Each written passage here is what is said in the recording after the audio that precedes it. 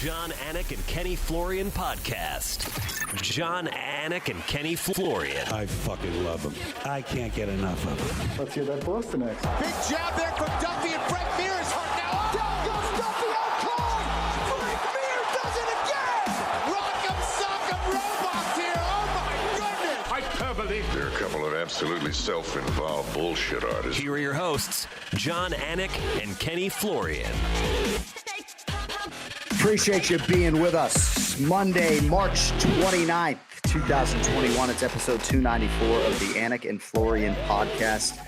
Oh, is there a lot to get into today? Ken Flo, I'm looking live at the newest member of the PFL broadcasting team, Ken Flo. Some breaking news last week.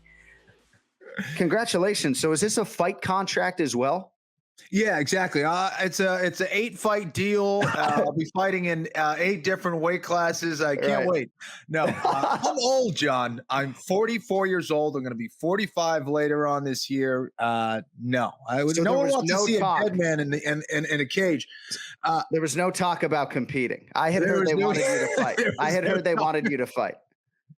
There was no talk about competing, but okay. I will be doing commentary, and I'm excited about it. And yeah, man, it's been a while.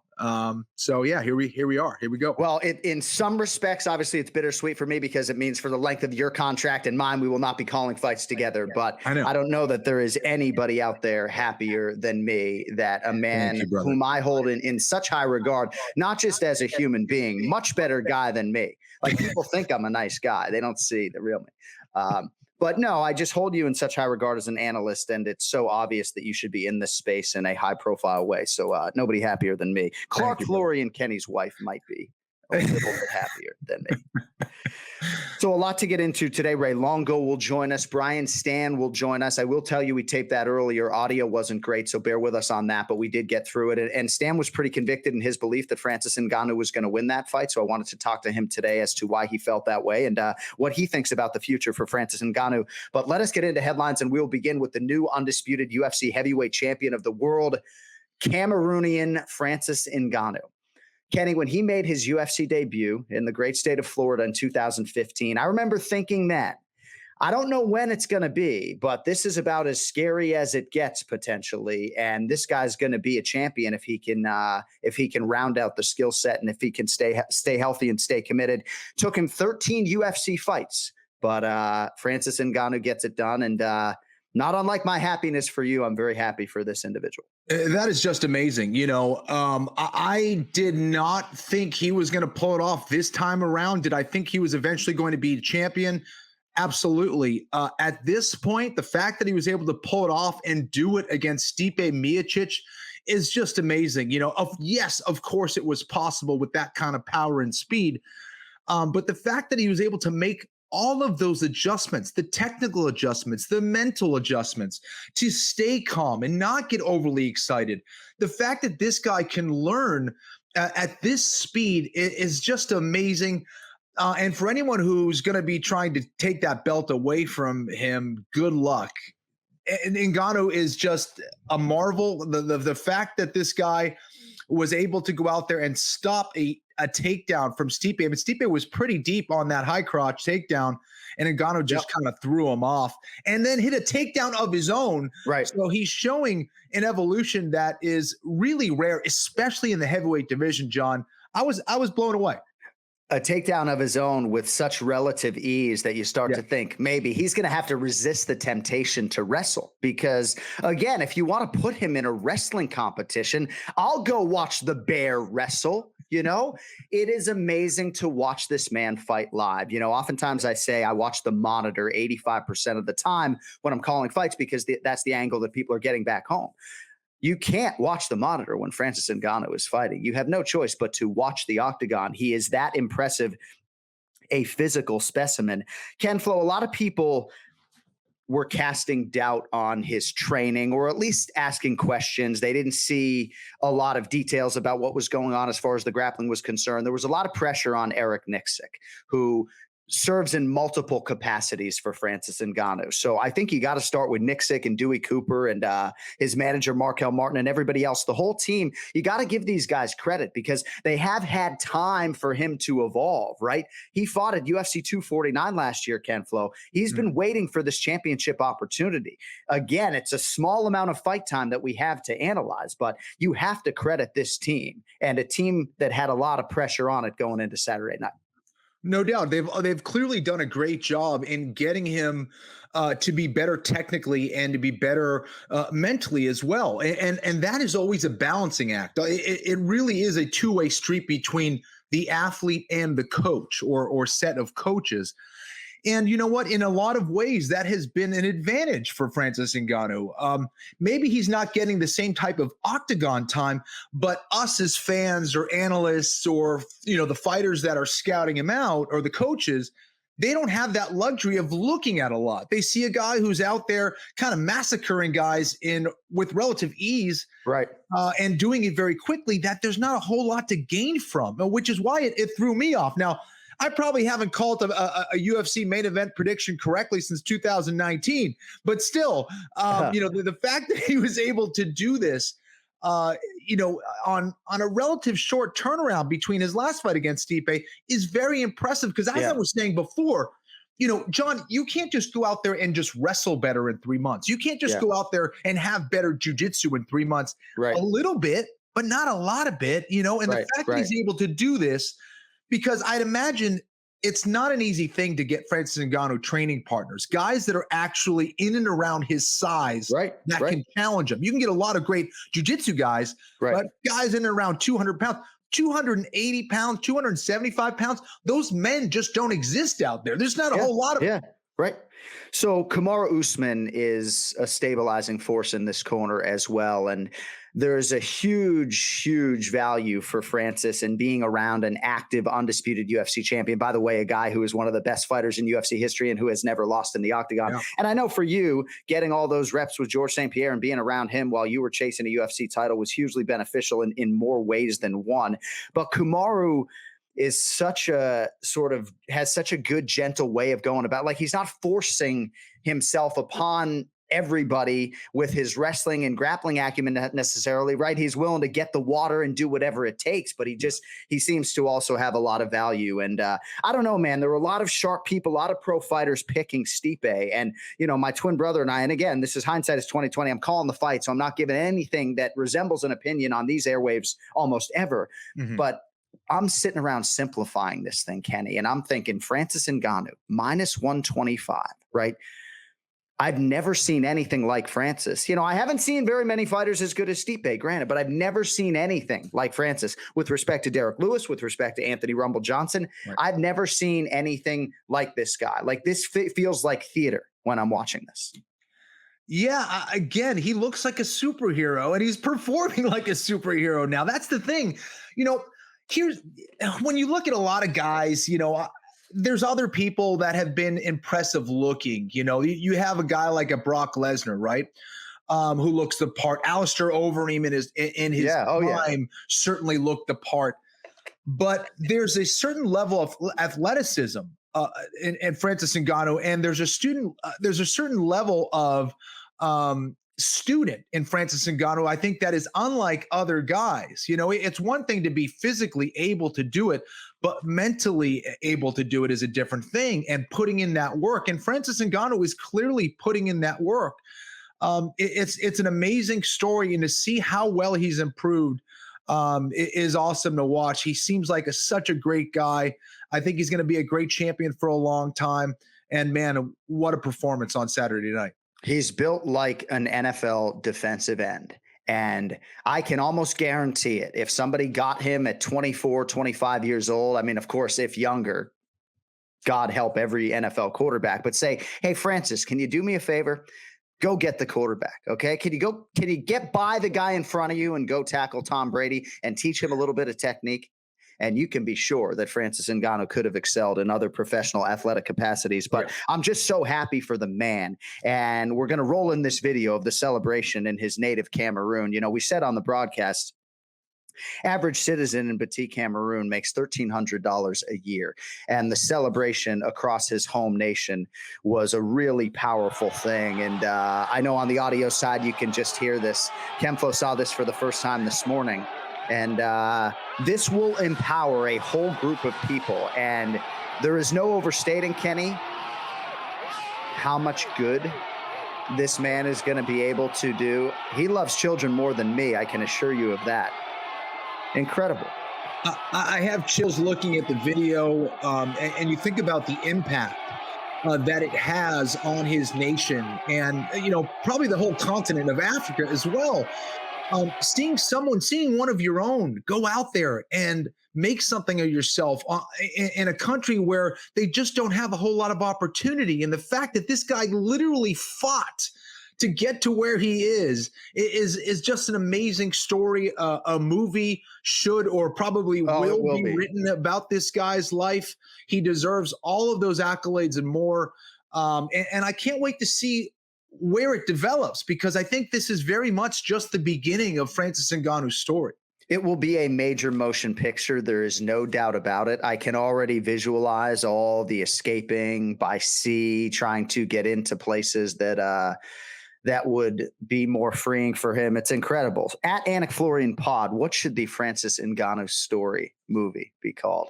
Probably not the Francis Ngannou story, but we'll see. Certainly his mixed martial arts legacy is incomplete, but the Francis Ngannou era is now officially underway. Your thoughts on the future, immediate or otherwise, for Francis Ngannou? He will be the betting favorite, as we've said repeatedly on these airwaves, and should be against any man. That includes Jon Jones. What are your thoughts on what is next for the new heavyweight king? I think Jon Jones is probably going to want to get one heavyweight fight in before he fights Francis Ngannou. And I think it makes sense, right, to kind of establish himself in that division first, and then build up that fight against Francis Ngannou. So I think for Jon Jones, he'll take, some top contender on. I imagine that he will get by that top contender, and we will see one of the, if not the biggest UFC fight in history. I think that, just the way that things are kind of materializing here, and with everybody now kind of going back into the arenas, and what Francis Ngannou did to Stipe, I think we could have an amazing fight on our hands between those two. Jon Jones is widely considered the greatest of all time. He probably is just that. And I think that Jon Jones tends to fight best when there's pressure on the line. Yeah. When he feels that his life is in danger, when he feels that he could lose that fight, I think that's when we see the best Jon Jones. And how do you not get motivated against an absolute killer, a destroyer of skulls in Francis Ngannou? And that's the fight that I want to see. Now, I don't think it's going to happen next. So as far as Francis Ngannou, I think a Derek Lewis fight does make sense. I think those guys want to run it back. I think those guys will take a completely different approach the second time around. Derek is extremely dangerous. He sure is. But Francis Ngannou just has that next level of athleticism that gives him a shot against any knockout artist out there. So that's a fight that I think will deliver. I do not see that one going the distance. I do think those guys will really go for it the second time around, and we're in for a treat, man. And I do want to say, when we talk about Anthony Rumble Johnson and Brock Lesnar and some of these guys, Derek Lewis should absolutely be in this conversation. For me, he was Francis Ngannou before Francis Ngannou in a lot of respects, and he made his UFC debut the year before. I think Derek Lewis has been in the UFC almost 2 full years.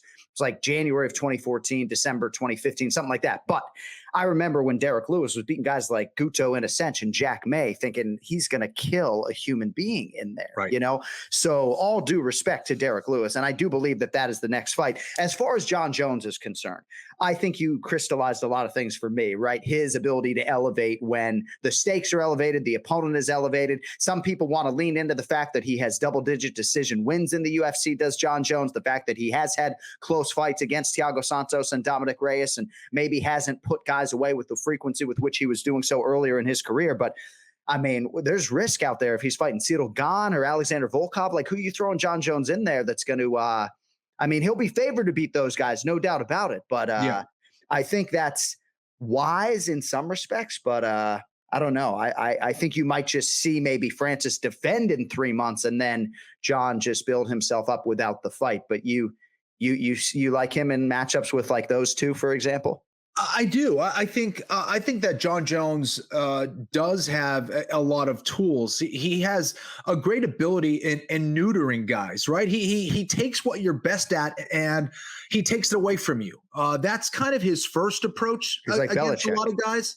And yeah, like he's very good at just taking away your strength. I mean, even against one of the best wrestlers to ever compete inside the octagon, against Daniel Cormier, it's like he goes out there, he takes him down, or he shuts down his wrestling, and then he finishes you off. I mean, he's that good. Right. So it's amazing how he's out there competing. And I think that against Ngannou, he does have the reach and he does have the tools to frustrate Ngannou. Whether he approaches it with his striking or his grappling or a combination of both, I don't know. But it's a fascinating fight to me. I think he will ultimately get the money he wants and deserves. And man, I think the next year is going to be quite the trip. I want to read this tweet from Mac Malley MMA. And I quote, "I already think he is, but if John Jones takes the fight with Ngannou and wins, I don't want to hear shit about picograms or criminal records ever again. Might as well write down Jones as the GOAT in the Bible." And I kind of agree, bro. And I know people are going to come at me, as they often do for almost everything I say nowadays, but largely I agree with that. Say what you want about the criminal history, which to me has nothing to do with his athletic history, with all due respect. As far as the PED stuff, I have never seen him as a perpetual steroid abuser at all. For my money, if he goes and beats Francis Ngannou and becomes the heavyweight champion, I don't want to hear anything else about anybody else, George St. Pierre or anyone, as the greatest of all time. Because if he beats this superhero movie character, I don't know. For me, it would be case closed. I think it would be hard to debate, against that. I think that John Jones in many ways might just be that already. And for him to go up a weight class and defeat a monster like a Francis Ngannou, I think would be extremely impressive. I want to go back a little bit, John, if I could. Do it, of course. Cody showed that tweet that I put up. Pure violence from Ngannou, destroyer of skulls. It was much more than that. It really was. He looked like a technician out there. And we talked about that, but this is a guy who really flawlessly executed in all aspects of the fight. And precisely when he needed to. Every opportunity that he needed to take advantage of Stipe, he did. It was extremely dominant. Aside from that last punch, eating that last shot, which seemed like it hurt him a little bit, it was just a flawless performance, when the lights were brightest. So, again, just amazing. This is a guy who's now turning into a technician, and that is not good for anyone who faces him in the future. So if you are molding a fighter to beat Francis Ngannou, are you looking at a combat sambo specialist? Or are you looking at a judo guy? Like, you want a thrower? Do you just want like a power guy who can counter his power, like a Derek Lewis type with good takedown defense? I mean, what are you trying to do? Like the X-Men? Yeah, right. Like, I mean, exactly. Listen, it's going to take someone who is kind of unconventional in their approach. It's going to take someone like a true submission specialist to beat someone like a Francis Ngannou, someone who knows how to clinch properly, someone who knows how to attack those limbs exactly when they need to, and who's going to throw something unorthodox at Francis Ngannou, throw something at him that he hasn't seen before, because Francis is still very young in the game and certainly still young with his grappling. So if someone's going to get it done, for me, it's going to be a grappler. Whether they exist right now in the UFC's heavyweight division, I'm not sure. Breaking news, Ken Flo wants to see the 45-year-old Alexei Oleinik versus Francis Ngannou. What are you trying to do to the boa constrictor right now, Ken Flo? He could do it, bro. He just needs one shot. No. There are websites out there who are going to write about that. I know. The website's writing about my amateur MMA debut. I mean, from an Instagram post, I wrote possible amateur MMA debut. I'm actually training him for anyone who wants the news. Anyone who wants to do interviews, I'm his coach. I will take all PR and media requests from here on out. Kenny is my chief corner, so he can tell you about we're doing an embedded series, actually. Kenny can tell you about all the skill development that's not going on with the strength and conditioning work. My jab has improved, though, for the record. But no, anything is possible, to quote the great Kevin Garnett. And could I find myself in a combat sports setting with my identical twin brother?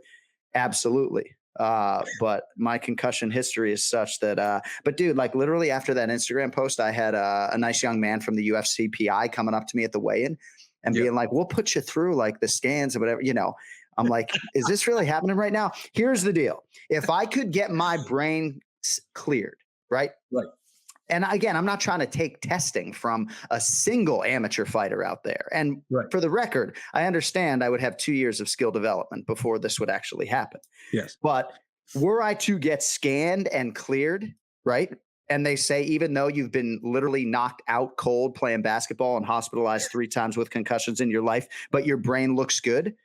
Like any of you amateur bantamweights out there who are sliding into my DMs, who are 0-0 or 0-1, you can get it, okay?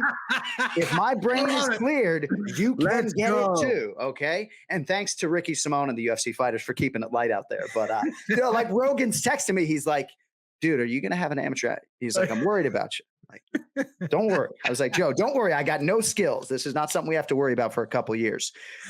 All right, so I think we've exhausted a lot of angles on the Francis Ngannou thing, but I just give Stipe so much credit, not just for the legacy, but for accepting the fight. And Stipe was in physically the best shape of his life going into the third fight with Daniel Cormier. Best shape of his life. And I think even for this training camp, he left no stone unturned.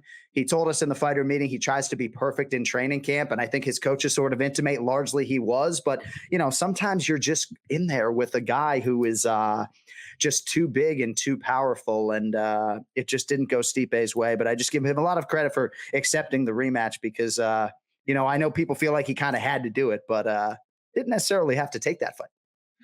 Right. Yeah, he didn't. Listen, Stipe's not cut from that mold, though. He was going to take that fight and kind of needed to for a lot of things, for a lot of reasons.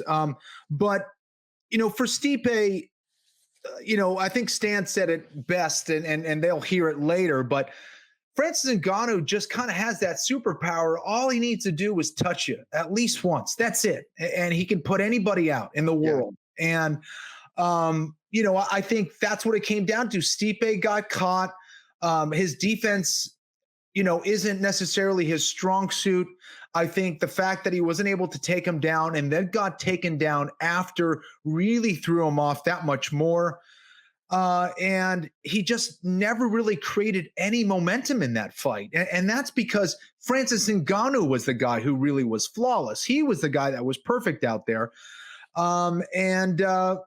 Just thwarted all of Stipe's best attempts. Do you think Francis could knock? I know he could knock me unconscious with an open-handed slap. Do you think he could knock any of these other heavyweights out with just an open-handed slap, like with his UFC glove on? Dude, for anyone who has ever shaken Francis Ngannou's hand, I mean, the thing is massive. He's a huge dude. Yeah. Yeah, probably. It wouldn't be fun taking that shot. He would probably get you to step in a few potholes after. I don't know if he'd put you out, but he would rock a lot of dudes with an open hand slap. I was very starstruck the first time I met Brock Lesnar. And Brock Lesnar's hand, it's big top to bottom, right? But it doesn't crawl up to your elbow. I mean, you shake Francis Ngannou's hand, dude grabs your arm, But just so many good things to say about him. And there were times where maybe he was a little bit arrogant in certain maybe dealings with the UFC. But overall, this man is just dripping with class and humility. And he has a special bond with Eric Nixick's son, Knox, that is just really cool. And I'm just so happy for him and can't wait to see all the good that this man is going to do. And I can't wait to see him fight John Jones. Many believe that would upseat Khabib versus Conor as the singular biggest fight in UFC. Could you imagine? And thankfully, it won't be happening in a 25-footer at the Apex. Well, that's the thing, man. I can't wait to see that fight and the build up to that fight and just how intriguing that whole thing is. That's the one that needs to be made. I mean, hopefully end of next year. Yeah. Oh, okay. So yeah, we'll see. I mean, I think it's going to be a while as well. Maybe end of this year. Sorry. I think it is going to be a while though, but I do think maybe December with maybe an Ngannou Lewis fight in there. But again, Derek Lewis could get in the way of this. You know, who knows? Excuse me, what Stipe is going to do, but I think you'll see him, as he has done repeatedly recently, take about a year or at least 9 months or so and wait and see what happens. But what a main event. Well, man, it's so funny, right? Because like you hear us talk about it on the broadcast, and you know this, Kenny, as well as anybody. Like, I'm just nervous as a fan. I am not anxious, nor is Joe Rogan as a broadcaster. But we are fans. If I was sitting home watching the UFC heavyweight championship fight, I would be anxious as hell. It's like waking up on Super Bowl Sunday. Like Joe says, he wakes up anxious. Like, we don't wake up anxious because we're afraid we're going to have a bad show. It's the magnitude of the sporting event that we're about to witness, whether we're in the building or not, you know? Well, I think, again, that's kind of that same energy that Mike Tyson used to bring into the ring, right? It's like, you know that there's a strong possibility that someone's face is going to get broken or might get broken. Francis Ngannou is that kind of guy where if he hits you again, you may not be the same. He's a massive guy. He has tremendous speed and power. Yeah. And with 4-ounce gloves, man, I mean, that is a scary proposition for anybody to be standing across from that, man. It's like a rocket launch. You're just holding your breath, hoping that something really catastrophic doesn't happen, and something catastrophic certainly happened. A couple things on this UFC 260 card as well. And again, if you or Cody think I missed something on Ngannou Stipe, we'll circle back to it with Ray towards the end of the show. Vicente Luque and Tyron Woodley, the fight of the night, only lasted 3 minutes and 56 seconds. One thing I sort of gleaned from talking to Tyron midweek, and I think you sort of felt like this was going to happen, your tweets reference this as well, felt like you had to get an aggressive Tyron Woodley. He had heard enough from the Boo Birds about his desire to spend his back up against the fence for 3 straight fights and to sort of extend guys without trying to beat them in his last 3 fights. So Tyron went for it, almost got it done, but he paid a dear price. And it's a 4-fight losing streak for Woodley, and Vicente Luque, to your tweet, is now a bona fide UFC welterweight contender. That's right. Listen, Luque was going to be a tough out for Tyron. Luque has always been one of those guys offensively who is a lot to deal with. He does get hit at times, and he did against Tyron, but man, he's got a chin from hell. He has tremendous determination and heart. And he was able to survive those flurries from Woodley and come back and get the knockout himself. And, man, it was a very exciting fight. And at the very least, I think for Tyron, you wanted to see him. I wanted to see him go out there and really show what he was capable of. Now, I think he got a little careless there against Luque, of course.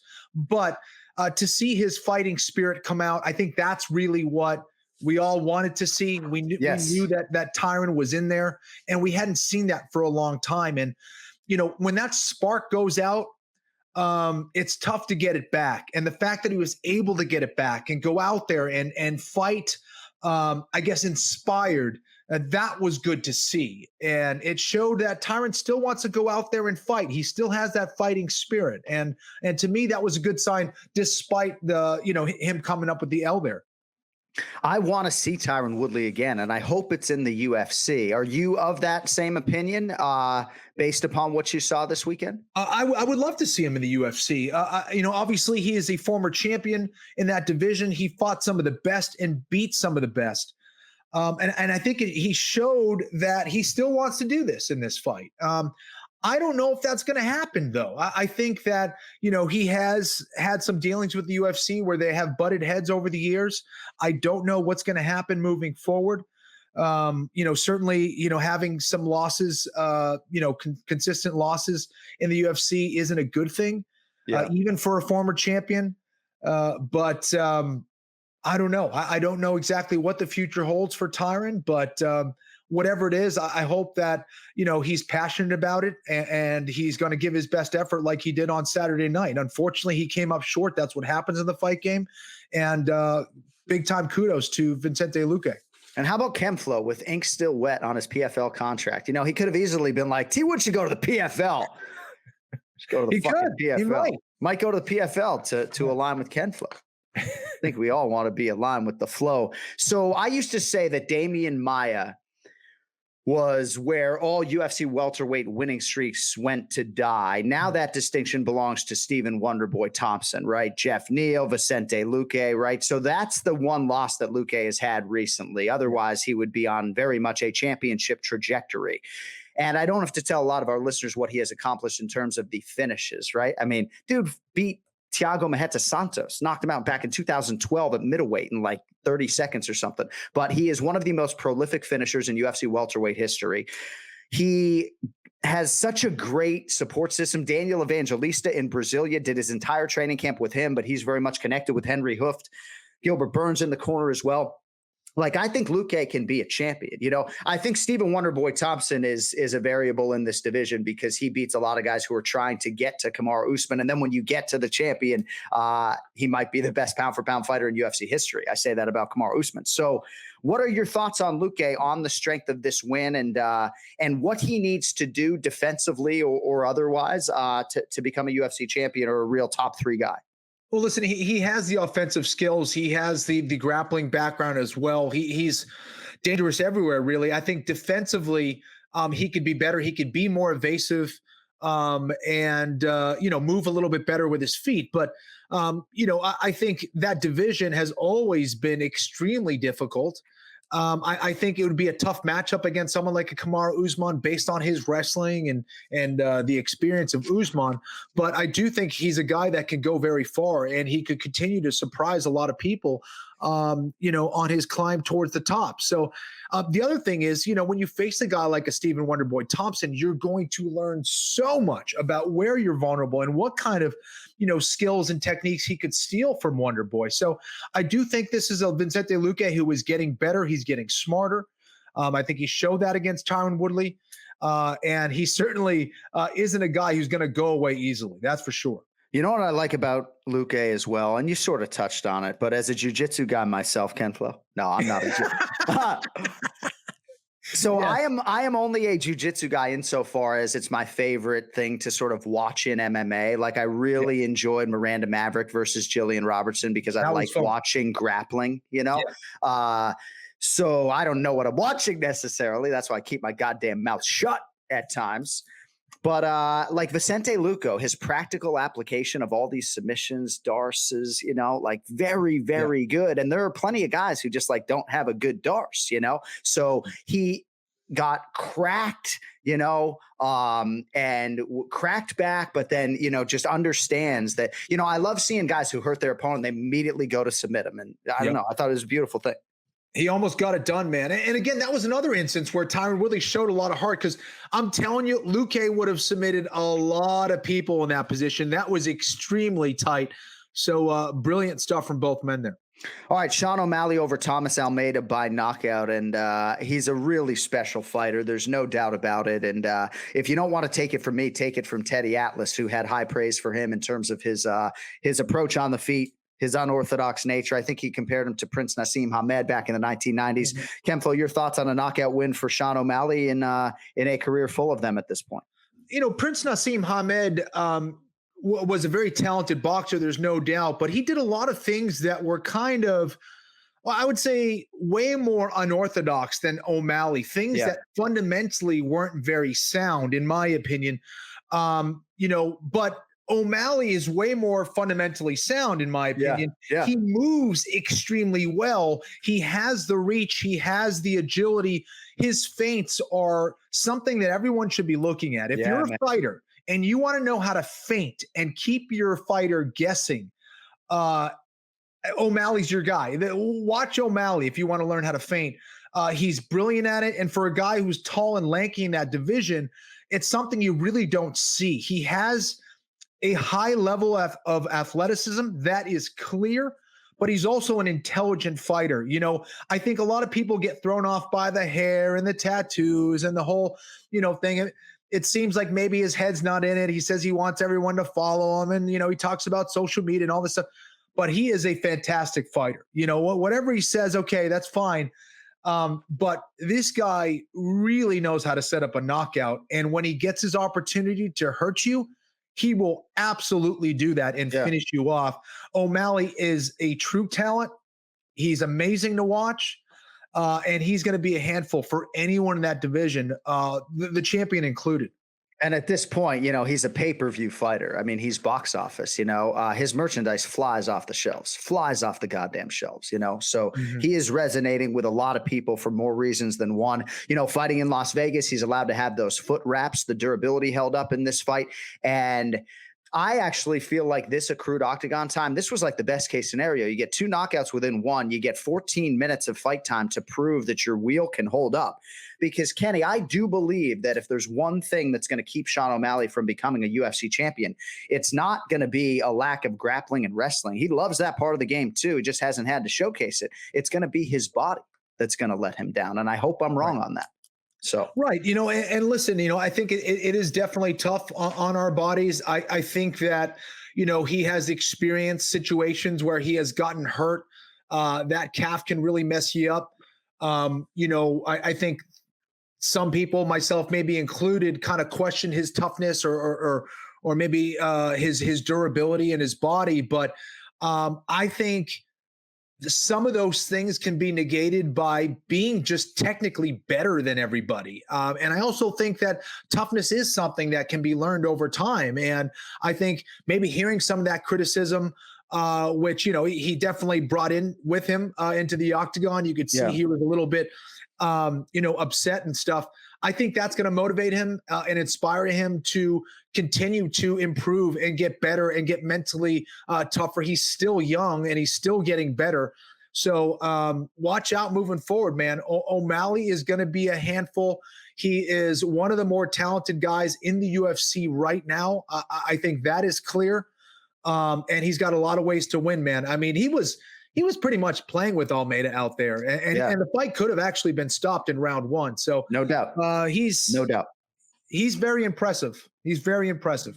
His goal going into this weekend was to sort of have his name re-enter the conversation of the bantamweight elites. And as far as Ken Flo and I are concerned, mission accomplished. He deserves these big fights. Some rumblings that maybe Dominic Cruz wants the fight. I can neither confirm nor deny that right now. But Sean O'Malley has set himself up for another big fight. And I'd imagine the Brazilian Thomas Almeida certainly has your respect in defeat. I do believe there are winnable fights for him in this top 25, but this was not one of them.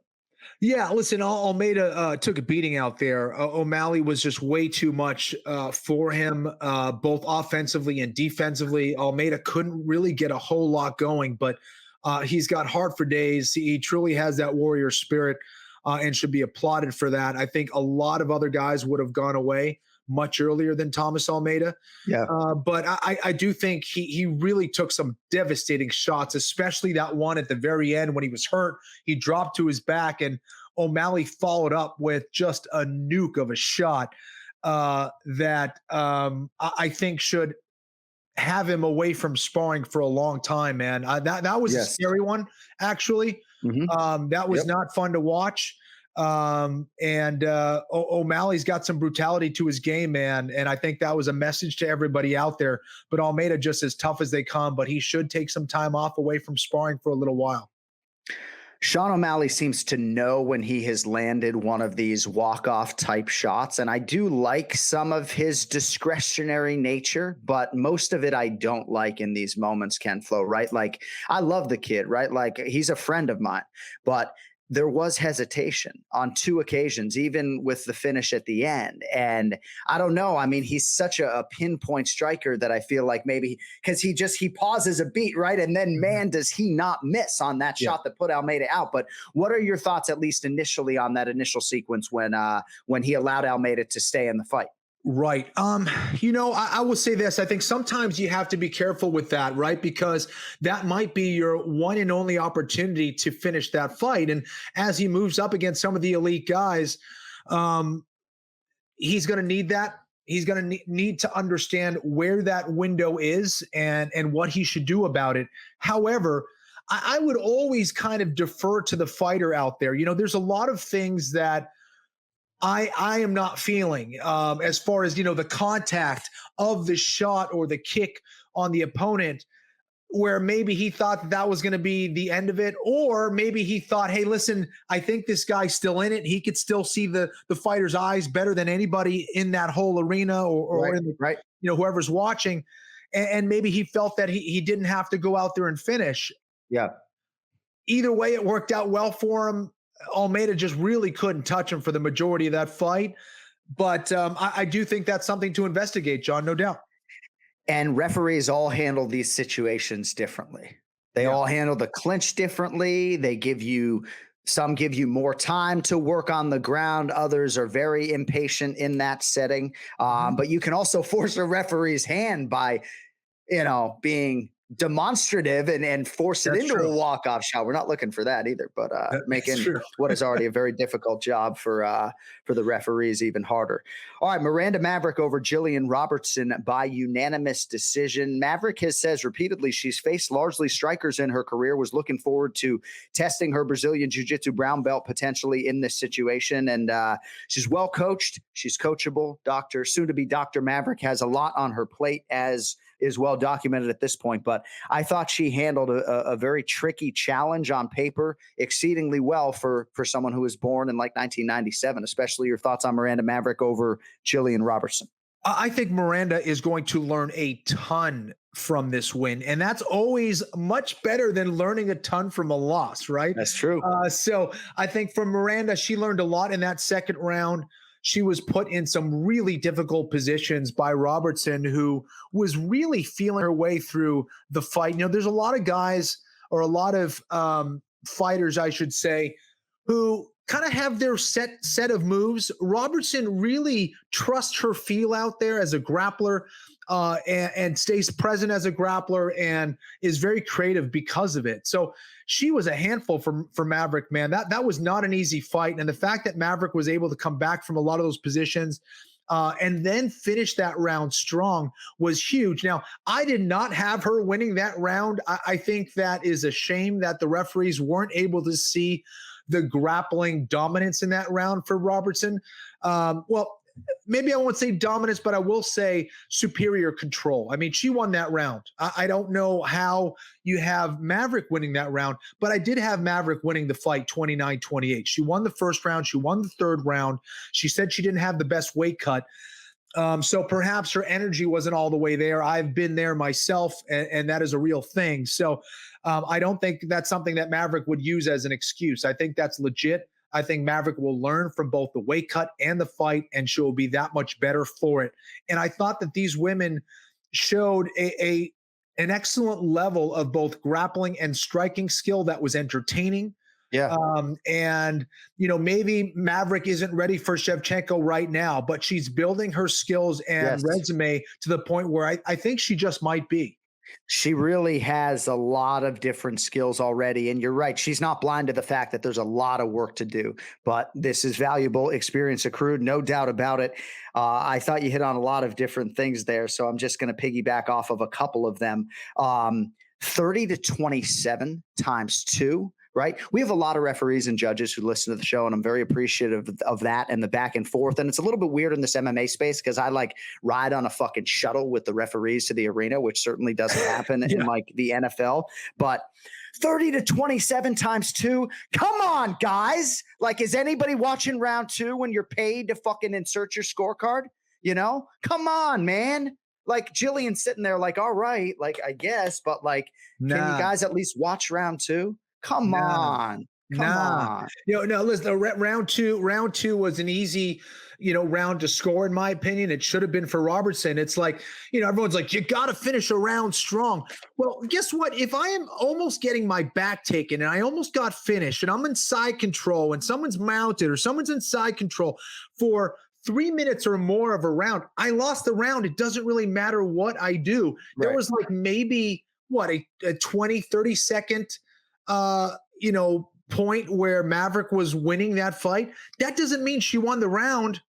Again, these judges do not understand grappling. They do not understand what grappling control means, what aggression in grappling means, what grappling dominance means, what a position means as far as, what's advantageous or not. I mean, come on. We've been doing this a very long time. The sport's been around since the 90s. Can we get better judges when it comes to grappling?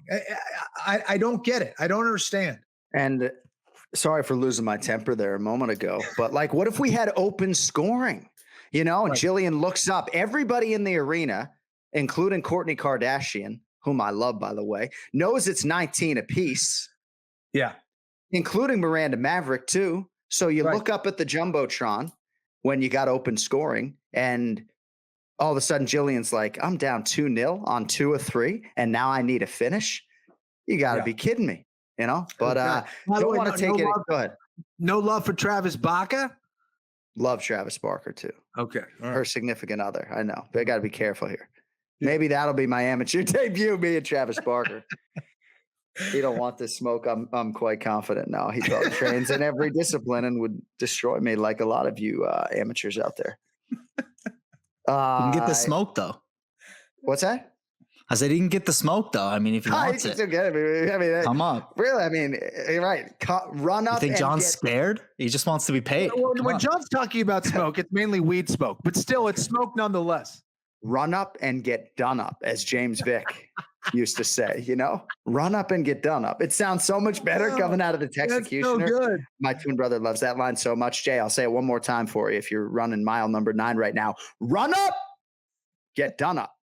All right, at Kenny Florian on Twitter, as we and we are working on the segment. It will be called, I don't know what it'll be called, at AnikFlorianPod now. What should the hostile Ken Flo tweet segment be called, and what should Francis Ngannou's movie be called? But here's the tweet from Ken Flo. How many warriors do we have to lose to guillotines from side control? I believe in reference to the Von Flue choke winner from Alonzo Menefield over Fabio Charant. Talk to me, Ken Flo. I'm not a jiu-jitsu guy. Guys, again, we've been seeing this for a little while. The sport's been around a little while. We all know about Von Flue and Ovince St. Preux and what happens. And Jason Von Flue. I'd like to take every single fighter and just kind of line them up like Marines, and just talk to all of them and just get spitting in their face as I talk, getting really emotional. Right. And be like, do not hold on to a guillotine from side control. Please. Hey, you, come here. Look at me. What happens when you hold on to a side control? What happens when you have a guillotine from side control? What happens to you? You get choked out. Right. So don't do it anymore, man. Yeah. Hey, let me ask you this. What percentage of UFC fighters instinctively know how to go to the Von Flue right there and can execute that choke? Is that too hard a question? Because I just want to say, credit to Saif Saud and Alonzo Menefield, because you have to make sure that your fighter can execute the choke. Sure. There's plenty of bad submission offense going on in mixed martial arts, Yeah. Here's the thing. It's it's such a gift wrap position if someone's doing that to you from side control. And especially so many guys are doing it up against the cage where you literally have nowhere else to go. You're tying yourself into the position. There is nothing happening when you're holding on to someone in any capacity in side control. If I am hugging you in side control, I'm doing nothing to escape. I don't know. I guess, guys need to be students of the game. That's what it comes down to. And I don't care who you are, at what level, you have to be continually learning. You have to be a student at all times. And if you're not getting better at this game, you're getting worse. I say that all the time. I'm sorry, but that is just a fact. And if you are a fighter and you're fighting at the highest level, right, you need to be watching and learning from everything. And that was just clear that guy's just not doing his homework, period. One other fight I want to get to before we get to Ray Longo. Michal Oleksiejczuk over Modestas Bukauskas by split decision. Now, I thought the Baltic Gladiator out of Lithuania, Modestas Bukauskas, won this fight. But again, it was a close fight. I love watching both of these guys compete. It seems like you really enjoyed watching Oleksiejczuk a little bit Your thoughts on that one? Both of them. I really, two very distinct styles. Bukauskas was kind of more of the technician, had a lot more flair. And Oleksiejczuk was a guy that was just, he's one of those guys, if you ever saw him in a bar, you'd be like, I want that guy. That guy looks skinny arms, like doesn't look very tough. I'll take him. He will murder you. And he will not stop. He's the kind of guy who is going to keep going at you and trying to break your face until you kill him. That's the kind of guy Oleksiejczuk is. And he was so much smaller than Bukauskas. It was crazy that they're in the same division. And man, he made it a fight. And I think he got the nod because he didn't stop coming forward. I don't know who won that fight. I really wasn't paying so much attention to who was winning or losing. Right. All I saw was a guy in Oleksiejczuk who was taking shots and continually coming forward and landing some big ones. And he was landing some big shots. So that was a close one and just an awesome fight from both men, really. And more often than not, I love when the forward-moving fighter is rewarded in a close fight. I didn't think that he deserved to win this fight necessarily, but I like when the Pedro Munozes of the world get rewarded for being like, all right, well, yeah, you're pitter-pattering me on your way back, but anything else you got, I'm trying to track you down and murder you, to your point. So, yeah. And you absolutely might be right. I think Bukauskas definitely has a strong argument for why he won that fight. But I'll say this, he stuck around to watch his work a little bit, and he was eating shots because of it. He wasn't able to always get in and get out without taking shots. And that's where the mastery of defense comes into play. And hopefully he learns from that. Because I tell you what, Bukauskas is a very talented dude, man. He's got a lot of talent. He moves really well. He's agile. He's fast. He's big for the division. Moves really well. A lot of skills. Michal Oleksiejczuk is not big for the division. And not only am I not in the business of retiring fighters, I'm certainly not going to tell guys to change weight classes, but I do believe he has a middleweight frame. And could you imagine that Oleksiejczuk power at 185 pounds? I'd have to check my fight card, but I'd imagine at some point in time he did compete at 85. But great fight card. Congrats to the Venezuelan fighter Omar Morales, Marc-Andre Barrio. Big wins on the prelims as well. Jamie Malarkey with a big knockout on pay-per-view. Not enough to get a bonus, but a big night for Malarkey. Hey, they usually give submission winners bonuses. Do you feel like Manafield's not getting a bonus because like Charant shouldn't have gotten caught in the choke type deal? That could definitely be the case. That was a mistake that was kind of really handed to him. So that's probably the reason. Yeah. And we also congratulate Abubakar Nurmagomedov. First UFC win for him, 30-27 times 3 over Jared Gooden. All right, a lot to get to today. Stann and Longo coming up. Let us get to B Stann. All right, now joining us as promised. He's only the greatest living American, former WEC champion, former UFC veteran. Just a great all-around individual and friend of the program. Brian Stann is with us. Father of 5 now, by the way. Great to see you, buddy. Oh, man. Great being on, guys. Hope everybody's doing well. Kenny, congrats. Every time I turn around, you're finding it's something new. That's awesome. So cool. And wish you the best of luck with that. And John, I got to tell you, man, that mustache is it is so American. It's incredible. Oh. The minute I look at you, I feel like my testosterone jumps up 10. You're touching my heart with that, because people have a strong opinion one way or the other, and people are very nice about it when they ask me to shave it. But I had a couple reach out to me on the broadcast this weekend. I don't know who's typing, but I hear typing in the background. But the couple reached out back to back, same last name, and was like, hey, can you please shave your mustache? It like ruins our pay-per-view experience, So I'm glad you're on the other side. There was a void that was filled when Don Fry left and John Anik brought that mustache back. A void was filled. I'm not trying to bring any extra attention to myself, so that's the issue. But Stann led with the mustache. I don't know what to tell you. So, hey, in terms of the Stipe Francis fight, and I reach out to you periodically when I really want to know who you think is going to win a fight. So I reached out to you before Stipe and Francis, and you were pretty convicted in thinking that Francis Ngannou was going to win. You qualified it by saying you hate that you had to pick against Stipe. But what were your thoughts overall on the fight, and why did you think Francis was the guy who was going to win it? Rematches are just tough. And when you've got a guy who, obviously Stipe just continues to get better, but it's not going to be at the same margin, right? Francis Ngannou was just, he was so raw when he first came to the UFC. There's so many tools. So you had to know that he was going to have improved at a much larger margin than Stipe. And the mental gymnastics, right? For Stipe, his avenue to win that fight is a grueling 5-round brutal war. Lots of clinch, lots of wrestling. I mean, just your heart burning, your lungs burning to try and take that guy down, wear him out, in the first 3 rounds, and then really maybe try to put him away in the last 2. But, you can't help but look at the highlight reels of knockouts and have that weigh in your mind. And anytime you're fighting somebody you've already beaten, it's always more fun to be the guy who lost last time. It's a mental advantage to be the person with the chip on your shoulder. So, that led me to really believe that Francis was going to win that fight. And, when you're on top for a long time, right, it's very easy to get comfortable in the things you're doing. And at the end of the day, one of the things that continues to get reinforced in my life is that in order to grow and truly get better, you actually need to put yourself in uncomfortable positions.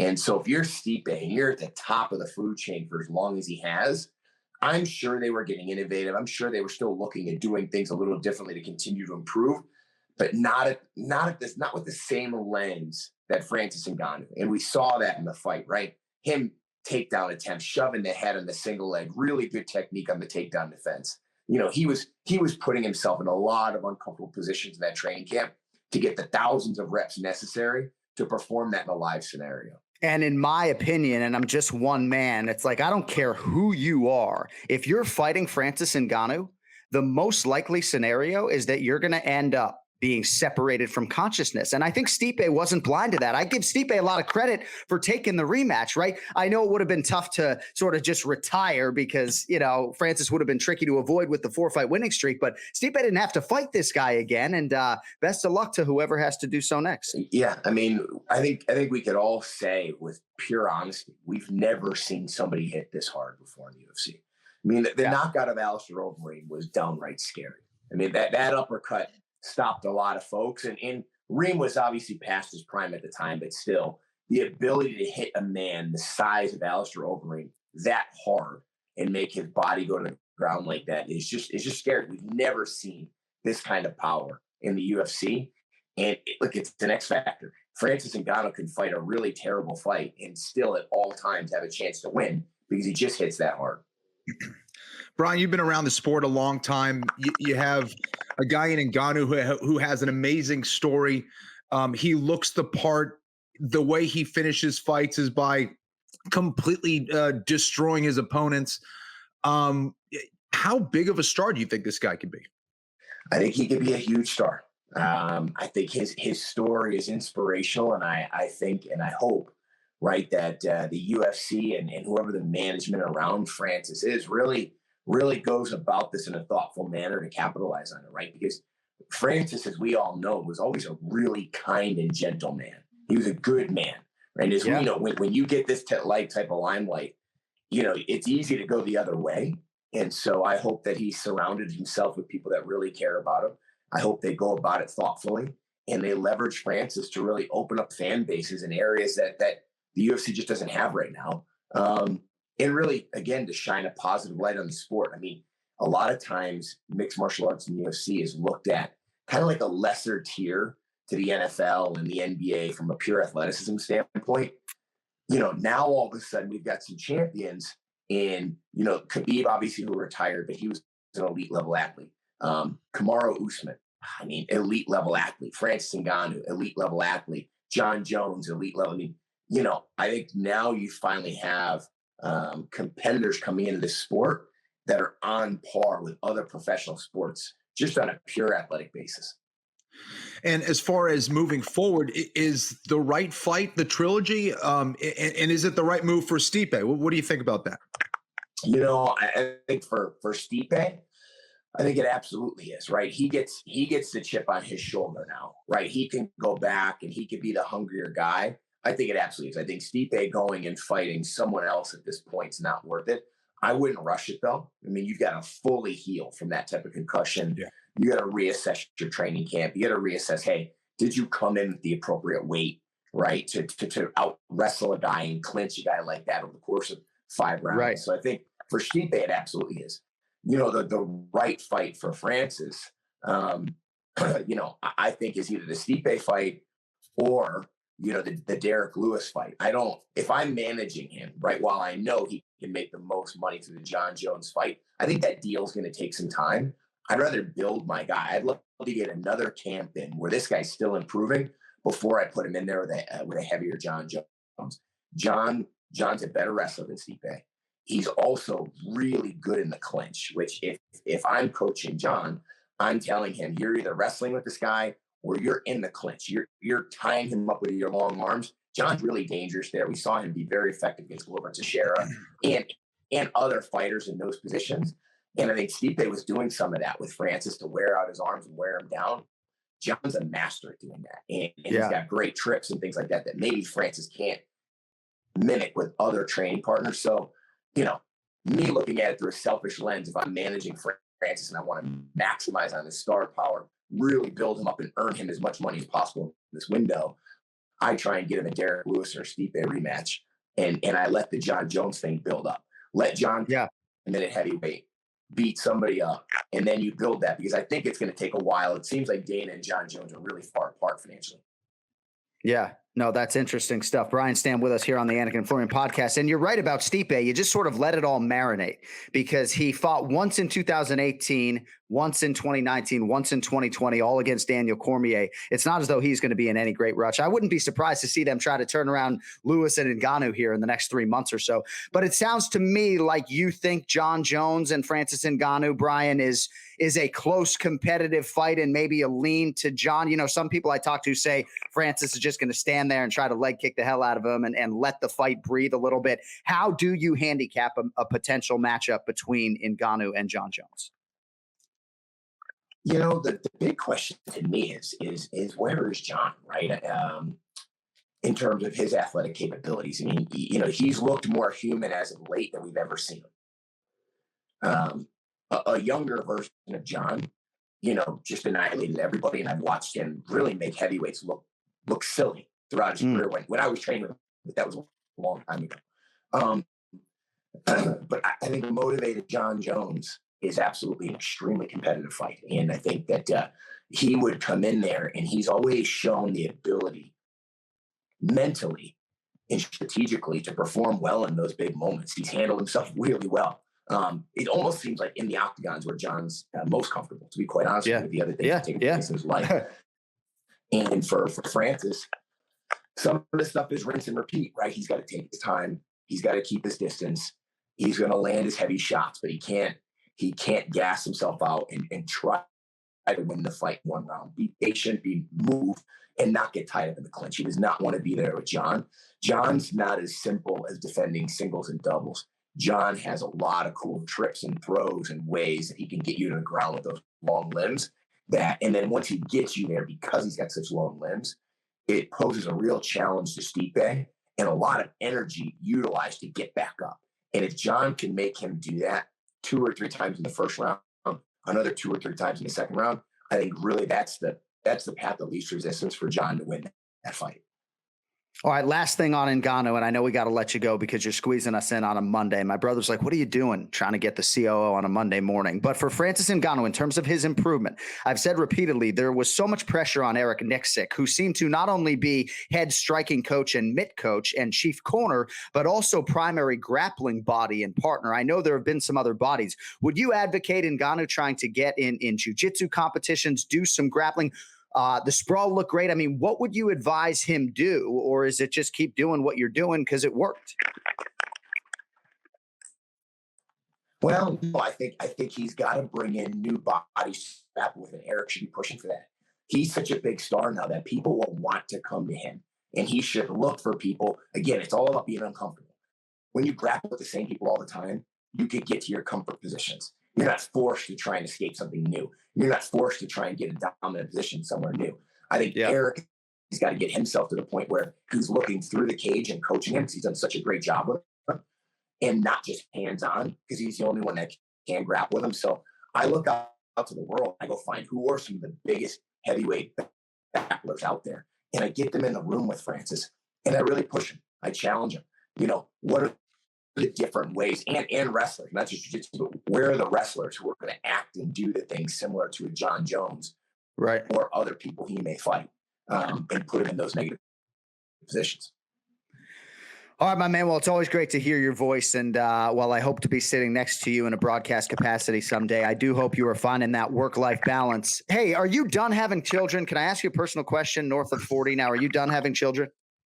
Yes. All right. You're smart. That's good. We are done. That's no way we can handle anymore, man. All right, good. No, it's smart. Yeah. It's smart. All right. Well, enjoy the rest of your week, buddy. And I'm sure we'll catch up soon, but sincerely appreciate the time this morning. And when you got $5, right? Oh, my pleasure, guys. Thanks so much. Thanks, Brian. Sorry about the audio issue there, folks, at the end. Brian Stann with us here on the Anik and Florian podcast. We have spent the bulk of the show, obviously, to this point on Francis Ngannou and Stipe Miocic, and our reasons for doing so are obvious. Ken Flo, in terms of the Stipe narrative, it's a really tricky thing. I don't think he gets enough credit for just accepting this fight. Like Daniel Cormier, it stands to reason that this would have been a title defense that would have materialized. It didn't happen for DC. And for him, I think you got to thank the heavens, man. Like, I think Stipe, it's not a suicide mission, right? Like when Derek Brunson fought Robert Whittaker, I remember, I don't know if you called it with me, but it's like, what are we doing here? Is it just like, but when you go in there against Francis, Kenny, I feel like I'm watching a movie, and that the person who's fighting Francis, especially in a scenario where he's given up 30, 40 pounds, is like a plus 800 under. That's what it feels like. It feels like it's just going to take this Herculean David versus Goliath type effort to beat this mountain of a human being. Yeah, that's the thing, man. Every time you see Francis, massive men, he makes them look small. I mean, it's amazing to see, and the kind of physical skills that he possesses. I think Brian is absolutely correct. This is a truly an A-class type of athlete in a heavyweight division that isn't necessarily, the most skilled. A lot of those guys will stand and trade. And if you do that against someone like Francis Ngannou, you're going to go down and you just might not be the same after it. That's the thing. It's one thing, okay, you're a good striker, or you're dangerous, or you can knock guys out or down. Francis Ngannou may not, you may not be the same after it. That's how hard this guy hits. And his killer instinct, his ability to go in there and finish you off. If you're out, that referee better be in there, because he's going to try to get another shot, and not because he's a jerk, but because he's a warrior, because he's a fighter, and he's out there to do a job, and that is to destroy you. If I'm fighting Francis Ngannou, I'm requesting Jason Herzog to make sure that extra hammer fist doesn't get in. I'd request two referees. Yeah. Yeah. And Francis has a mean streak, as we've talked about repeatedly. And you do not need to tell Francis Ngannou that the referee is the one who has to stop the fight. And largely you subscribe to that theory as a fighter. So I know you're laughing now, but you didn't have to tell Kenny Florian, ask Joe Lozon, enough is enough, Ken Flo. He's from Massachusetts as well. Jesus fucking Christ. But on the Stipe side of things, are you trying to I'm a little tired today. Jesus, I look like hell. Are you trying to put on 30 pounds if you're Stipe and going in there 260, or are you just trying to not fight Francis again and enjoy the Valley View fight apartment? Man, I think you got to put on a little bit of weight there against someone like Ngannou. Weight matters, okay? And it matters especially when you are carrying or trying to take down another large body. You want to have mass on your side. I think Stipe could have executed a little bit better, perhaps. But yeah, you could just see that once Ngannou was able to stop that takedown, get around to his back, throw him down, and hit him a couple times, Stipe got up, and with all of his experience, he looked at Ngannou and was like a deer in the headlights. And that is something that you rarely see from someone like a Stipe Miocic. So, yeah, I think that definitely surprised him. I think it would probably be better for him to add a little bit more mass to his frame. But again, you got to do that without compromising your gas tank as well, because now you're carrying, let's say 15, 20 extra pounds. Right. Your body may not be used to that. So that's going to take some time, both adding that weight and getting used to that weight. You just gave me a reason to not add any more muscle mass. I don't feel like carrying it around. All right. I don't want to give Longo nothing to talk about. So I know he's excited, even though he is disappointed for Stipe. Let us get to the Ray Longo minute. It's now time for the Ray Longo minute. I want you to punch a hole in his fucking chest. That's what I want. The Ray Longo minute. Starring Ray Longo. The John Anik and Kenny Florian podcast. I bought a Ray Longo minute sweatshirt before we came on the air today to help sales. Ray. Thank you very much, John. So Ray, I don't know if you, I don't know if you heard the big news, but we got a new reason to watch the PFL. Do you know what I mean when I say that, Ray? Did you hear the news that Kenny Florian has been signed as a PFL fighter / commentator? Wow. Not a fighter. That's not true. That is true. Just as a commentator, not as a fighter. Wow, that's big stuff. Congratulations. That's awesome. Thank you. I love it. And what is PFL? What is that? That's a professional fighters league. Oh, yes. I thought it was an offshoot of the battle bots. I do both now. Yeah. Now that's great, Kenny. Congratulations on that. That's awesome. Thank you. So do you know, Kenny, the specifics of what you're going to be doing or when this whole thing is getting started so I can set my fucking DVR? Yeah, it's gonna be on ESPN Plus. We'll be like cousins, I guess. ESPN Plus and ESPN. I thought we were brothers, man. Now we're fucking cousins. Yeah, exactly. Goddamn, president of Team Florian. Now I'm his cousin. I thought we were brothers. April 23rd. It all gets April 23rd. Yeah. Wow. The Professional Fighters League. Great news. So Ray, Cody Arrow, our famed executive producer, says that you wake up at 11 a.m. Is that true on a Monday? No. I wake up at 10 a.m. Okay. All right. Just making sure because I don't want to inconvenience the start of the show. I'm not opposed to 11, John. What time do you go to sleep? That's the more important. Now, what time do you go to sleep usually? I'm going to say 3. Okay, that makes sense. Okay. Can't get to bed earlier than 2, but most of the times it's 3. That's why I said that's my circadian rhythm. Gotcha. 10, very nice. Very nice. All right, so a lot to get to with you. I'm not going to bury the lead and start talking about all your regional success right now. But we will get to your local guys at the end. We're not doing that. Don't forget that, man. They crushed it. We will absolutely celebrate all of those individuals. Big weekend for Team Sarah Longo. But in the nature of not burying the lead, Francis Ngannou is the new undisputed UFC heavyweight champion. Stipe, your guy, retains status as the greatest MMA heavyweight of all time, resume-wise, in my opinion. But now if you want to become the undisputed heavyweight king, you're going to somehow have to figure out a way to beat Francis Ngannou. Your thoughts on the title fight this weekend? Yeah, look, the guy's he's not human. Let's face it. He's definitely not human. And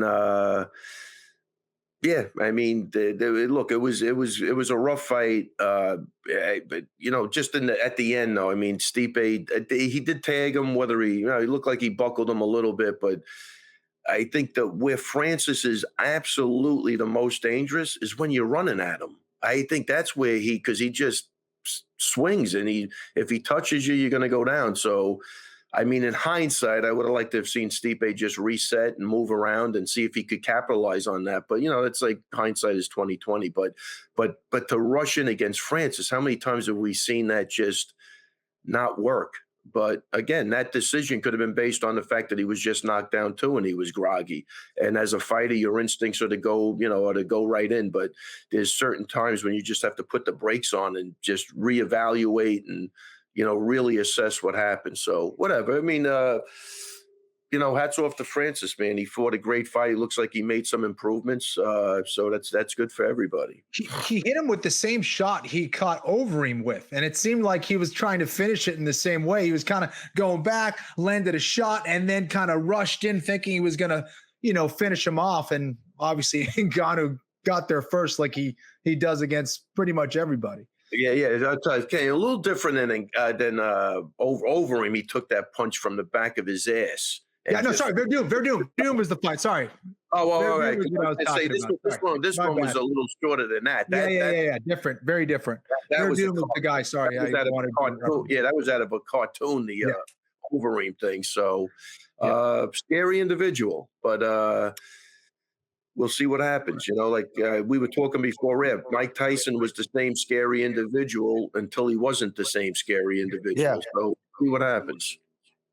And it remains to be seen, as we were talking about a little bit off the air, as to how long Francis Ngannou will be solely committed to this. His life is about to change in a lot of ways, but hopefully they can get him to turn around and defend in a few months or so. So Kenny was sort of talking about Jon Jones earlier in the show, insofar as his ability to take away your greatest strength in a Bill Belichickian type way. If you're sort of molding a guy to beat Francis Ngannou, like who are you sending in there? Is it a 5-tool player like Jon Jones who can try to minimize the power as best he can? Like who and how is going to beat this guy? I know he's not an undefeated fighter, but who beats this guy and how do they get it done? Honestly, whoever beats him is going to have to be able to take a huge punch at least once or twice. That's the first thing. But I see like I would think for this I would think like a Cain Velasquez, a guy that could push just a crazy pace at heavyweight, who could get underneath those punches, you know, great head movement going in side to side and have the cardio to do takedown after takedown and see where his gas tank is. But that would be my thing. I don't think Jon Jones, I think, is a horrible matchup. I think John's always at his best when he's the taller, big guy. We've seen him struggle with guys like Gustafsson, and some of the bigger guys, right? Like Reyes. Well, Reyes, I thought he absolutely lost a fight. So I think Francis is just a horrible matchup for him. I don't think there's. Yeah, I don't know. What's the Belichick way he's going to get that fight done? Because he's never been hit like that before. He's got a guy that's bigger than him, stronger than him. I don't even think steroids will help Jon Jones in that fight.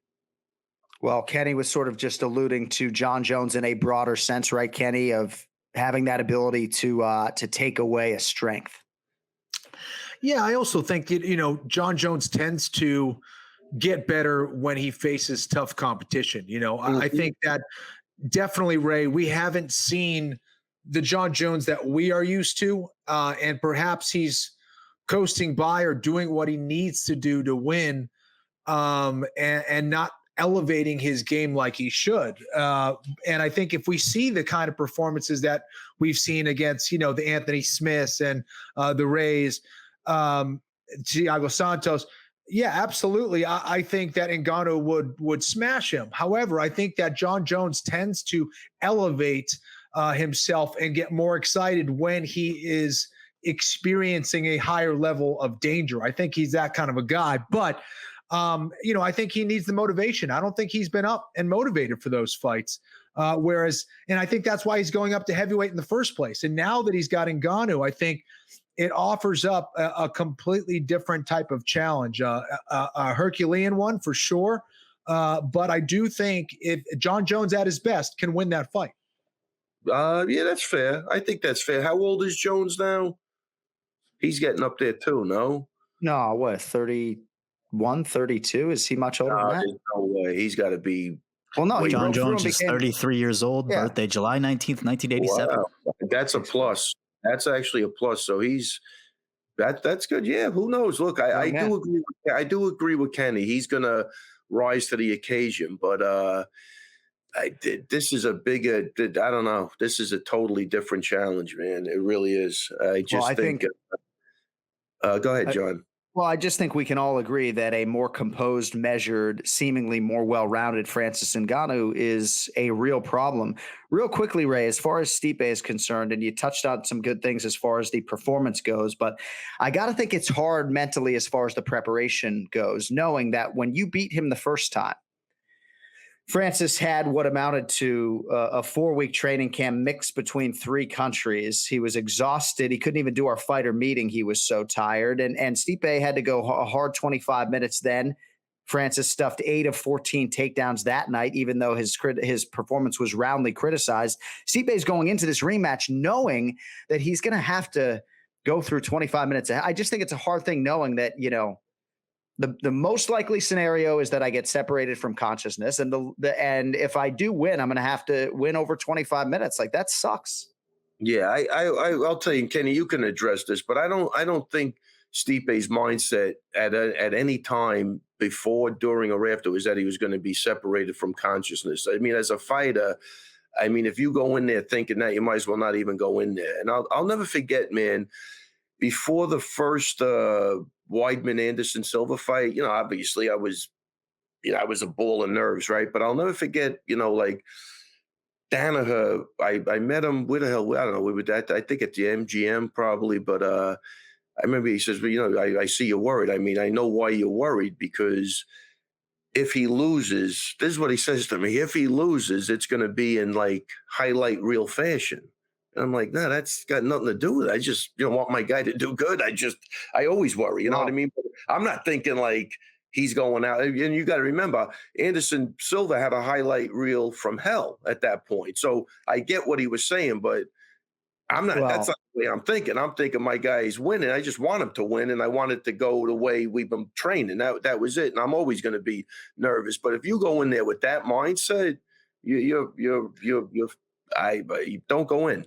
No, I get it. And Daniel Cormier certainly didn't go into those two fights with Anthony Rumble Johnson, you know, thinking that the power was going to, you know, but I think you can't help but let it creep in a little bit, Ken Flo, especially when you're fighting a guy that dangerous. And with all due respect to Anderson Silva, I don't have a point of comparison for Francis Ngannou, Ray, in UFC history. That's why I bring it up. It's such a violent, potentially fatal thing when you're fighting Francis that, I don't know. I still think Stipe's human, but I'm glad you had the counterpoint ready to go. Kenny, what do you think about all that? Yeah, listen, I think that it's important as a fighter to come to terms or come to understand that, yes, you can be knocked out, you could be submitted, you could lose a judge's decision, you could get injured, all those things. You know, you need to, come to terms with that. But to have that in your mind heading into a fight, I think any fighter who has that in their mind is probably going to get knocked out for the most part. I think that you have to understand what the threat is, you know, come to peace with that, and then just move on. Be like, okay, now I'm ready to do it. You have to address it in your mind and be like, if this happens, am I cool with that? Okay, I know that could happen. Now let's actually address what I can't control. Right. Do you have anything else for us on Stipe and Francis? I have a few other items for you on this main card, and then we're going to get to the locals and Weidman and all of the stuff that you're really here for. But anything else as far as Stipe? I mean, I know the trilogy fight will be there for Stipe in all likelihood, unless Francis loses to Derek Lewis or John Jones or somebody that I'm not thinking of. But what do you think for Stipe? I don't get the sense that he's ready to walk away. Yeah. Look, I think Stipe's that guy. Look, DC knocked him out, right? The first fight, he came back and beat him twice. That's not an easy task to do. DC is a phenomenal fighter. So I think because, I mean, his resume is so impressive. They owe him a trilogy if he wants it. That's the first thing. I think that's 100%, whether you think it's not going to be a good fight or just make the odds crazy, whatever, but they do owe it to him as being the best, as to date being the best heavyweight ever, right? So I think that's a given. You know, Stipe's getting up there, man. He's got a great family. He's a humble guy. I think he'll have no problem internalizing what happened and either going back to the drawing board or doing whatever he wants to do. But he's not controlled by anybody, which is what I love about him. And he's got a million options. I'm sure he's well off. You know, he's not one of those guys that's going to blow his money. So I think whichever way he wants to go, I think, he's great for the sport. How can you not like a guy? He's still working in the firehouse. I mean, I don't know. What's not to like about him? He doesn't bullshit. He doesn't lie. He's not cheating. He's not doing steroids.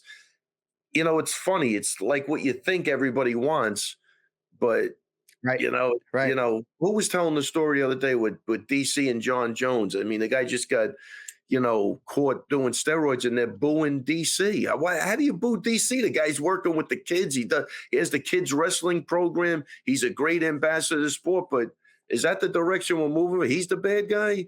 DC's the bad guy. No, I'm with you, but you and I can disagree on John Jones until we're blue in the face, because you see him in a different light than I do, So, I mean, I don't see him as this perpetual steroid guy that you do, and people come at me when I defend him, and that's okay. But I don't see him as an anabolic steroid abuser in any way, shape, or form. I still see him as the greatest mixed martial arts athlete of all time,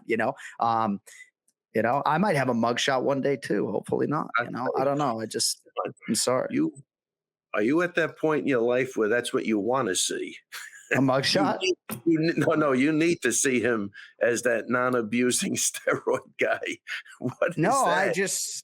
I don't know. I think he took dick pills and he's abused recreational drugs, and I can't explain his drug test, but I don't know. I don't see him as a guy who's the guy's 30 I just don't see him. Now. He's doing dick pills. I mean, really? At 28? Should be walking around with a fucking heart on. What the hell is he doing? What are you talking about? What is going on? Taking You're dick talking pills. about me? He's 20 years old. Ray, have you ever heard of giving 110%? Sometimes you just need the extra 10%, I get it. But I'm 27. I dabble. I don't have any USADA tests. There's once, and then there's 80 times in the night, right? I guess you could argue, maybe. I don't know. Yeah, that's true. I get that point. No. We had such a spirited. I actually take my statement back. Everybody should be doing that. I show up in my room, and there's 30 women just waiting for me. Yeah, right. Yeah, that's happened to me all the time. You need a little help at that point. I do agree with you. So today, it's our 294th episode. Ray has been on for 292 of those. Far and away, today, though, was our most spirited pre-fight or pre-appearance meeting. The three of us were going at it pretty good off the air. Too bad Cody wasn't speeding for everybody. Hey, real quick, I want some thoughts on Sean O'Malley, and then I want to talk about Chris Weidman and the locals, and we'll get Sean out of here. But what are your thoughts on Sean O'Malley? Because a lot of people are praising him, and rightfully so, and really enjoy watching him fight. Very, very layered striker and layered martial artist, and another highlight for the reel. Your thoughts on O'Malley? Yeah, from a technical standpoint, the guy's an A+, man. I mean, I love his feints. I love the way he controls the range of a fight, or his, as the woke coach, you would want to say distance management, but his range is really perfect. I mean, he's good. Everything is good. He looks really good. Well, can he hold? Is he durable? That's my only. If I had to find a flaw, are those injuries going to come back to haunt him? He's a young guy. He's got a long way to go. But from a technical standpoint, the kid knows how to fight. There's absolutely no question about it. All right. Before we let you go, it's Monday, March 29th. Carolina Chris still hanging out in South Carolina. He loves it. He loves it. He loves Carolina. Hashtag Carolina Chris. I can't wait to drop that on the broadcast and upset all of you sensitive New Yorkers simultaneously. So April 24th. I'm the only guy. April 24th. April 24th, Jacksonville, Florida. Do you have an itinerary? An itinerary? As far as what? When I'll be there?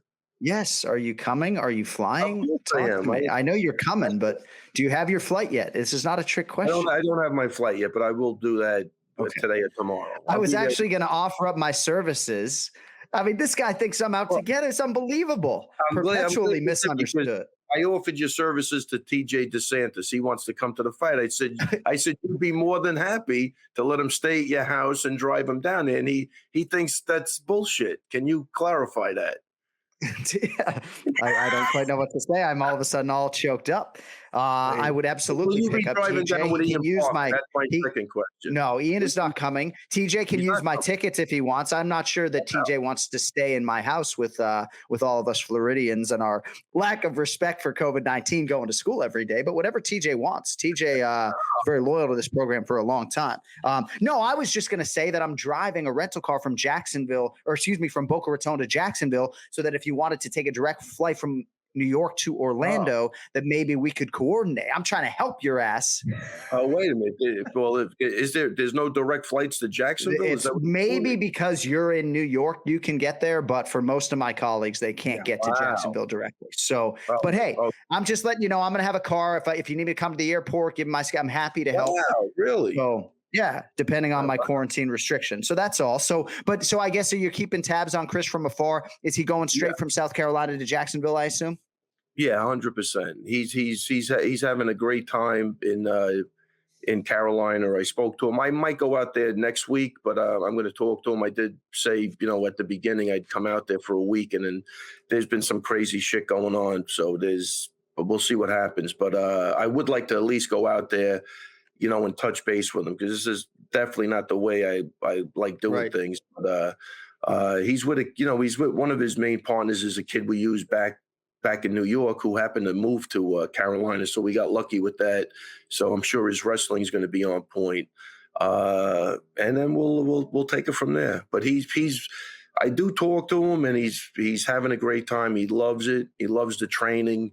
And he's healthy. And I think that's the major part I always said with him is he's healthy, he's going to be a problem. So, so, I mean, I don't know. We'll see, but, we'll tighten everything up within the next couple of days for sure, because I do have to book my ticket, and we'll see. But I thank you for the offer. Yeah, man. Of course. Whatever you need. I love. But health has always been the buzzword when you talk about Chris Weidman every single time. Oh, everything. Yeah. And look, one quick thing, man, I want to touch on.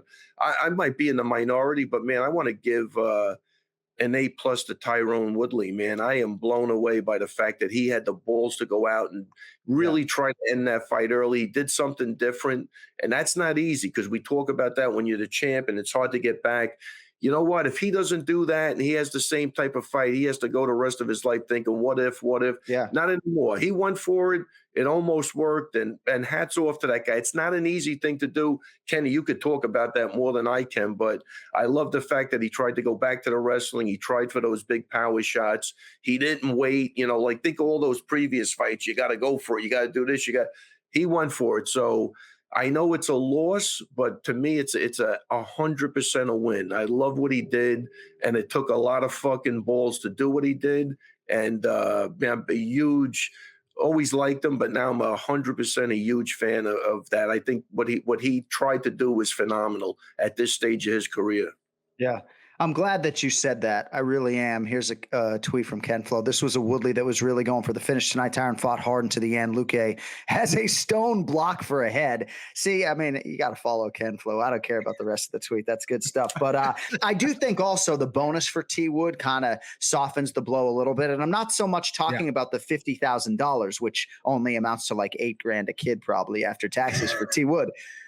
But I think that aesthetically, the way this loss will age more gracefully as a fight of the night, knowing that it takes two in a fight of the night, knowing that he caught Luque pretty good. I just think that will help Tyron in terms of the mental thereafter as far as this fight is concerned. All right, we got to go. We got to go. Hey, real quick, three wins for you on the regional scene this weekend. Is that right? Oh man, crushed it out in Florida. They were bad. They were where the heck were they in Florida? Somewhere in Florida, but close to Tampa. But yeah, we had Justin Mantello, sorry, but holy shit, Dylan Montello, Justin Montalvo, these guys are killing it. And Dennis Bazooka. So those three guys did it. We also had Diana Caravas, who got submitted, but trained and fought her ass off. So great night for the team. Basically where we left off before COVID. That's what I loved about it. We were like 21-1, and these guys are crushing it, man. I mean, really good fights. If you want to go take a look at them on Triton Fights, to do it, man. You'll be impressed. Great. We have a submission, a decision, and a knockout. I mean, it was just a great night. And also shout out to Billy Q. He got married at the same, he was very close. Quarantello getting hitched.